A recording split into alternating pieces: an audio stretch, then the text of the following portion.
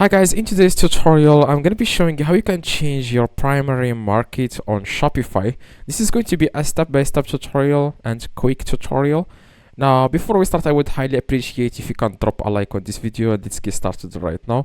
Now first thing you need to do, guys, you want to log into your Shopify store and you want to click on settings at the very bottom left.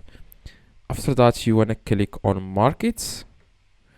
Okay, so after, guys, you click on markets, you want to click on add market in the top right, and you want to name the market. So don't worry, customers will not see this.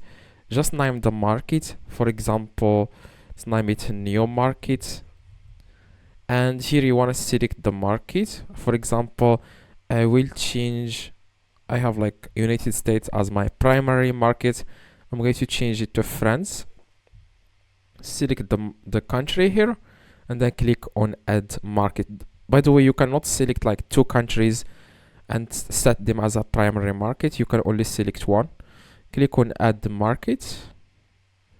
Okay, next thing you want to do, guys, you want to go back, and as you can see, primary market by default is United States.